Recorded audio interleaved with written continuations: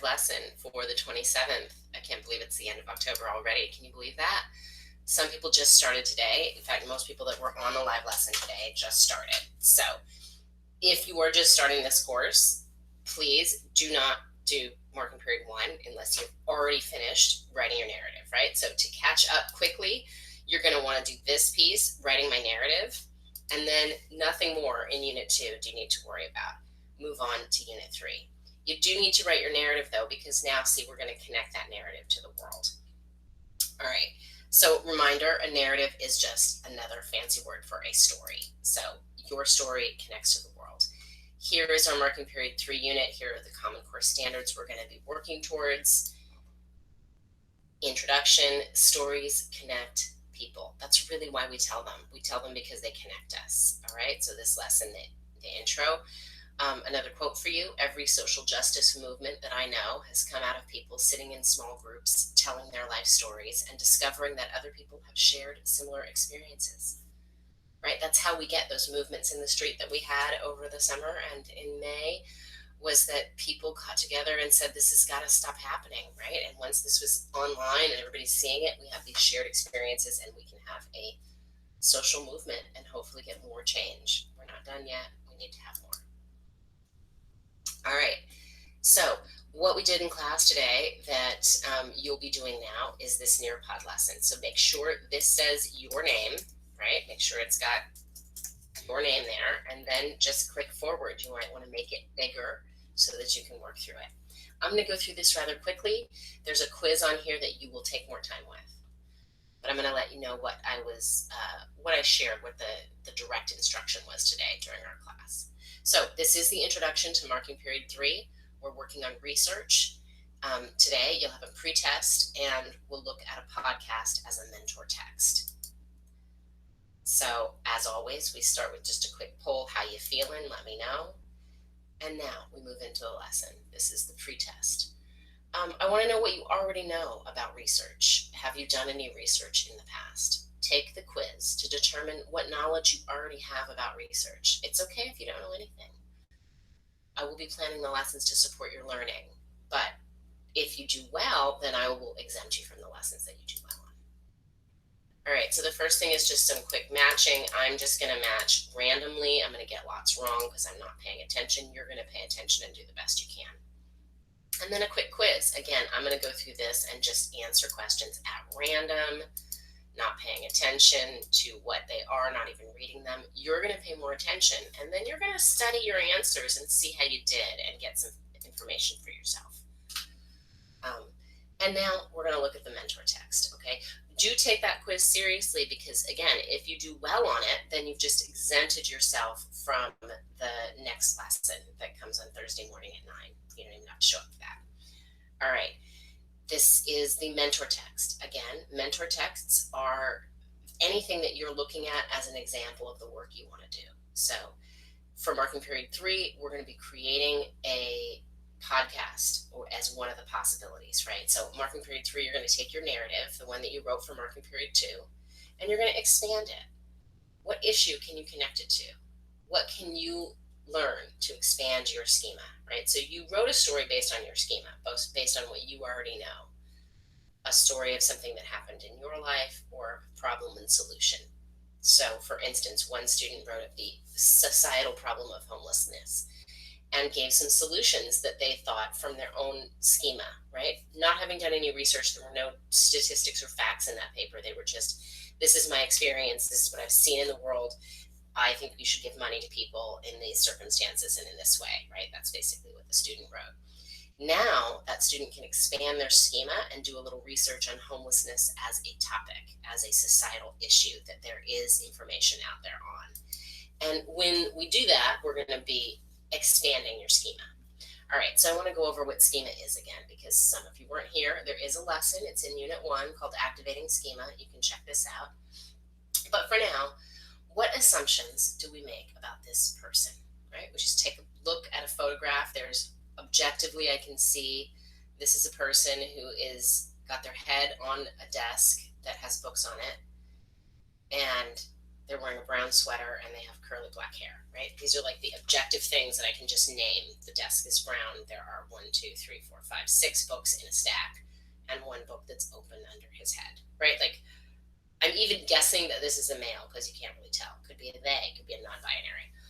I'm making these assumptions. Now, what meaning do you make? What assumptions do you make about the person? There's a place for you to give me your feedback. We had a little class discussion about this, right? And so you'll write something here. Make sure you write something or it can't go through. Here's another image of another person with their head down. And then here's the story I told during class, during the live lesson. I told a story about my own training at South Brooklyn. When I first got to South Brooklyn, we were all brand new to the school, but most of us had taught before. And in other schools, I taught in Oakland, California. And the woman who was giving the training, Myra Lopez, had been at South Brooklyn since the 80s. When you're listening to the podcast, you're going to get the history of our school. You'll see that she was there from the beginning, and that our school has a really rich, amazing history. So I arrived in 2002. Myra wanted to give us training on how to work with students. And she said, in South Brooklyn, we just work differently. We don't make all the same assumptions. So she asked us the same question I just asked you. The teacher said things like, I think maybe he's tired. I would think maybe he stayed up too late playing video games. I would think he is rude, right? Some teachers thought that this was rude behavior, that this was, and it frustrates them, and he's never going to learn, and he shouldn't fall asleep in class, and yada, yada, yada. A lot of not very nice assumptions, right? And Myra said, hey, let's think about this a different way. Let's just, perhaps this is a student that's suffering from depression. And all of a sudden we went, oh my God, that never occurred to me, right? Even though I've suffered depression, I know exactly what it feels like, and it absolutely makes you want to put your head on the desk sometimes, at least in my experience. So that is a completely understandable reason why a student might have their head on the desk, and all of a sudden I have more sympathy, right? I'm less judgy. I'm more like, oh, I get it. I've suffered from depression. That's a real thing. It's a real condition. It's like having the flu. You have to get treatment and get over it. Okay. It's not just, I'm lazy. So your schema impacts how you look at the world, and you can change your schema with more information. So that's our review, right? All of your schema is basically all of the experiences you've ever had in your life and everything you've ever learned all together. And what it does is it creates kind of like a map of the world in your brain, which creates our interpretation of events, right? So if you're someone who has often had people let them down, you're just waiting for the next person to let you down. You don't trust anybody. You don't count on anyone, right? Your interpretation of the world is that people are not trustworthy based on your experiences and what you've learned. So our schema will create the meaning that we make. You will think I'm either a very cool teacher because I have purple hair, or you will think I'm very old and very lame because I have purple hair, based on the meaning you have about what purple hair means. Right? It has nothing to do with whether or not I'm cool or not. You don't know me. You might not even be able to tell that this hair is purple in this light. I'm not sure, but it is. All right, so our schema is also always growing and changing if you're a reasonably open-minded human, right? So new experiences come in and you change your schema. Even just like, I didn't know I could walk home this way, and now I know that there's another route I can walk home that gets me there even faster if I just cut through this schoolyard, my schema changed, and my path to get home from school is different. And just so you're clear, your schema is under your conscious control. You can decide what to believe and what not to believe. All right, so our Marking Period 3 project, we're back again. It's going to be a narrative expansion with research. So you're going to come up with a research question that connects to your Marking Period 2 narrative and explores an issue that impacts others. You're going to need to have at least 2 to 3 sources properly cited, and you'll either make a podcast, write a paper, or do some other kind of product like a video to demonstrate your findings. All right, so this is your mentor text.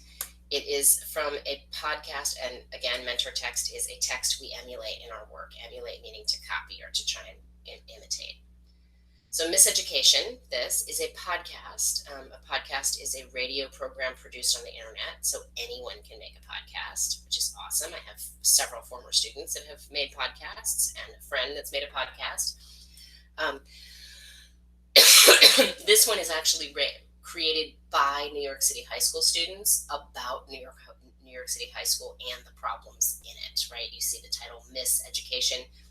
They're really taking New York City schools to task in this podcast. And in episode 3, they go into transfer schools and they start episode 1. You may recognize this person if you did the earlier lesson, the graduation from 2014. This is Steph Guida. She's my former student. She graduated from South Brooklyn in 2012. She did our graduation speech in 2014. And then in 2020, she was part of this podcast. She probably did the recording in 2019, I guess. All right. So you'll click here to open a new web page, and you want to do that because you want to have the podcast playing like over here while you continue to go back, because in the Nearpod you'll have a place where you can jot down some of your thoughts, right? And that's what I want you to do.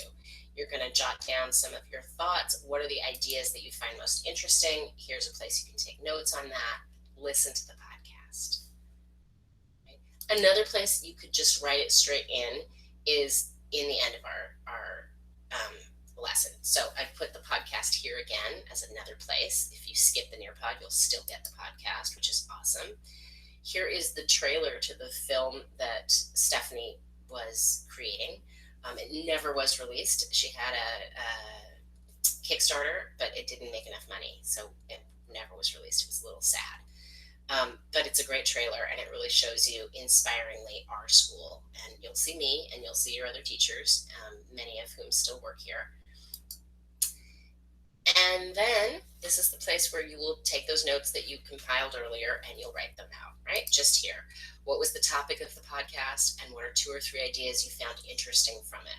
What's going on? Submit, press submit, and you will be complete with this assignment. Okay? Got it? Good luck. Write me if you have any questions.